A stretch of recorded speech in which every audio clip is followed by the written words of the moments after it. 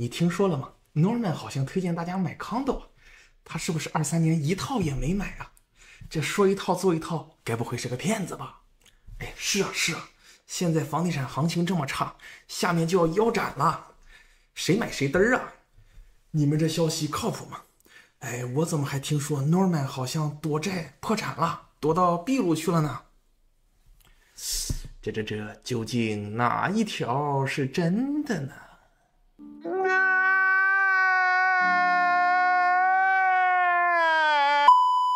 大家好，我是 Norman。加拿大的2023年注定是不平凡的一年，整体经济环境不景气，消费和 GDP 都被高利息带崩了，双双暴跌。各行各业的收入呢，也都在肉眼可见的下降。除了餐厅的小费之外啊，经纪人行业也并不能幸免。给大家透露个行业的小八卦 ，Royal LePage 每年前1%的经济都有一条入选线，其实就是收入的线嘛。这个门槛2021年大约是150万，2022年大约是130万，2023年已经下降到了105万左右啊。房地产市场整个行业更是压力山大，小土豆的支持率也终于开始被自己的错误的房屋政策带崩了。多伦多房地产市场的买卖业务2023年前11个月累计成交了62576套，估计加上12月差不多能有66000笔交易左右。要知道21年全年成交数量是 12.17 万套，交易量跟21年比接近打了5折。房屋交易量打折主要是因为利息太高了，大家可负担性急剧降低，利息从 1.5% 涨到了 6.5%。以前贷款利息是 1.5% 的时候，大家能供养100万贷款的月供，现在差不多只能负担不到55万的贷款了。买家算了笔账，我的负担性不变，房价怎么着也得打个55折吧。卖家却只想打9折，所以房子卖不动啊。买家和卖家的心理落差太大了。租房市场则是另一番景象，更多的人买不起房，所以只能租房了，就变相挤压了租金市场，让租金水涨船高。房东付不起各项费用了，也只好开始疯狂涨租。租金在多伦多地区已经连续2年暴涨2位数百分比了。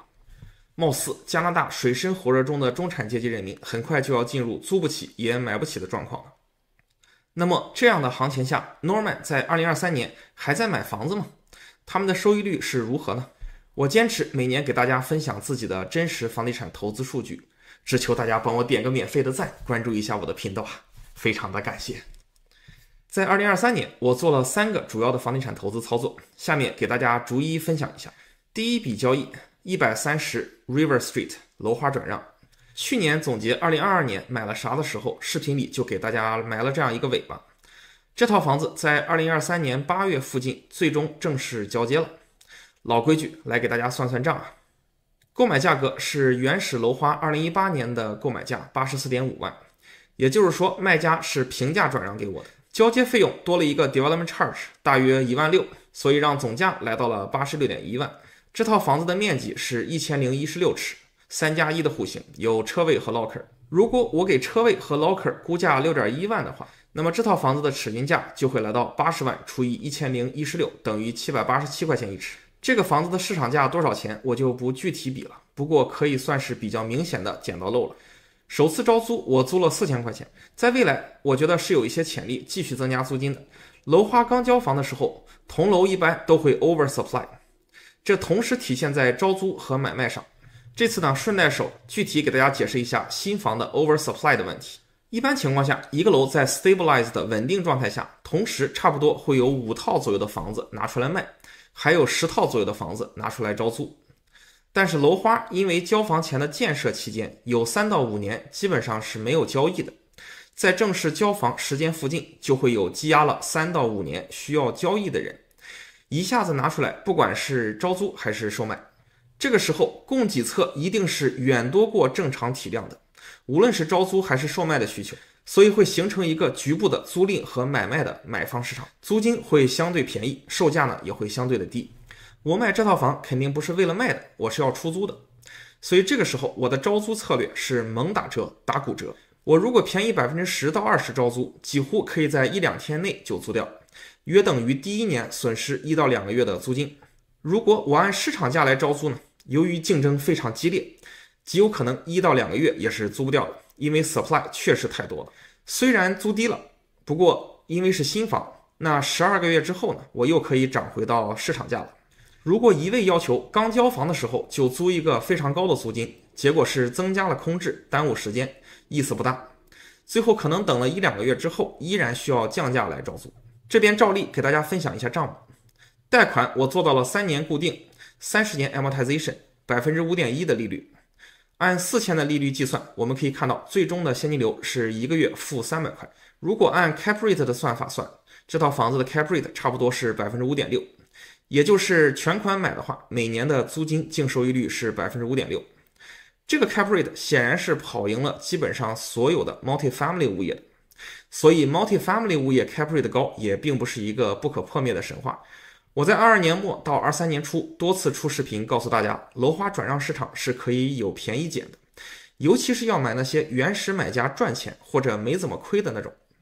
真的是原始买家血亏的情况下，大多数人为了心理上掩盖自己投资的决策失误呢，通常也会选择咬着牙把房子交接下来，拿个3到5年打平了之后再卖掉。很幸运，这个时间段内也有几位客户看了我的视频，决定跟我一起买楼花转让，买到了性价比非常合适的物业投资。这边呢，再次恭喜大家。买完这套房子之后，我估计要暂时停下购买 single family 民宅的脚步了。买了几十套 single family 单户住宅之后呢，我在 single family 这个物业类型里面，贷款已经到达了银行允许的极限。未来再买单户住宅可能需要全现金 cash deal 了，不太划算。所以我开始在投资房地产上战略转向了，也就是转向了我之前视频里提到过的民宅投资的终点 multifamily 多户住宅。虽然我个人的投资重点有所调整，但是我的主营业务是不会变的，依然会为大家长期寻找价值洼地，期待大家持续关注。第二个投资标的，大瀑布的一栋 10 unit multifamily 多户住宅。我去年在房东网的一期视频聊到过 multifamily， 我在我自己的频道也放了这期视频，是 vlog 106，看一下，相信会对你理解 multifamily 多户住宅投资会有巨大的帮助。如果屏幕前的你还没有看过，一定要去看一下。我从2017年开始帮助我的客户买卖 multifamily 多户住宅，也和投资人一起做了一批物业投资。我的频道除了 vlog 106之前没有特别讲到过 multifamily 多户住宅这个投资类别，是因为投资 multifamily 门槛确实比较高，并不适合 99% 以上的人群。也因为买的标的有其他投资人合伙，我之前买的物业并不能给大家像我讲自己独自买的物业一样畅所欲言，分享很多细节。2023年，在我单户住宅基本上买到极限之后，我开始独资购买 multifamily 物业了。我独资买的肯定是可以给大家讲讲的，大家如果有兴趣，我未来有其他 multifamily 领域的操作也会跟大家分享。这栋10户的物业是我在2023年上半年靠近年终的时候买的，购买价格是160万， cap rate 大约是 5%。 这个 cap rate 级别在市场上可以说是梦幻级别的优秀的存在，因为 GTA 及周边的 multifamily 物业一般都卖在了 cap rate 3.75% 到 4.5% 之间。这也是为什么在交接前我给房子做了 appraisal， 能估价到188万，比购买的价格还要高。老样子，给大家分享一下这套房子的租金和持有成本。有效租金是 13.4 万一年，10个 unit， 平均下来就是每套房每个月租1000出头，总成本大约是 5.4 万，扣完成本每年的净收益在8万左右。这个 deal 能谈下来，很重要的一点是我选择了先 cash deal 全款付清，买下来之后再去做 CMHC 贷款，这对我谈价格起到了非常巨大的帮助。Multifamily 的贷款永远都是物业交易过程中最大的那个阻碍，和普通民宅5天做好贷款不一样。Multifamily 需要商业贷款，正经的办的话需要1到2个月起步，如果要用到 CMHC， 少说要3到6个月起。如果你是卖家，肯定不可能接买家1到2个月的 conditional period offer， 不然半年有3组这样的人过来，带条件买下来，最后取消，你这个房子呢也就别卖了。这也是为什么很多人买 multifamily 会做一个 bridge loan 过桥贷款，贷款的期限通常是12到18个月，利率呢也通常会是 CMHC 贷款利率的 150% 到 200%。 不过好处嘛是批的比较快，肯定让你能把房子交接下来。买家在有了过桥贷款可以交接物业的同时，会去再申请 CMHC 的贷款，在交接之后，过桥贷款到期前，用 CMHC 的贷款来替换掉过桥贷款。使用过桥贷款交接物业确实会加快整个购买流程，但是这样也会造成额外的成本。不过大额交易也没有什么更好的办法。除了过桥贷款，有一些人还会谈一个 Vendor Take Back VTB， 也就是让卖家借给我们钱来交接这个物业。正式物业交接的时候呢，先把一部分钱打给卖家，过一段时间再付尾款。无论是过桥贷还是 VTB， 实质上都会影响到我们谈价格。我觉得如果我用了过桥贷或者 VTB， 那么这个 deal 很可能要谈到180万以上了。所以当时在谈 deal 的时候，为了拿一个好的价格，我决定用 cash 买下来，之后再去 CMHC 做贷款。当时只要了2周的条件，主要是检查了房子本身的情况，然后就 firm up。在23年下半年，我如期拿到了 CMHC Insure 的贷款，利率在 4.5% 上下，借到了接近140万。这个买卖可以说也算是捡到了一个便宜。租金的总收益率虽然不是特别高，也算是从 cap rate 和利率之间赚到了一个微薄的差价 0.5%。期待未来几年租金上涨一波之后，我可以把买这套 multifamily 的本金掏出来。第3笔交易 North York 的独立屋。是的 condo 虽好，可是我也开始买独立屋了呀。是的，我还是借不到民宅贷款，所以这个呢还是先 cash deal， 后面再想其他办法去 financing。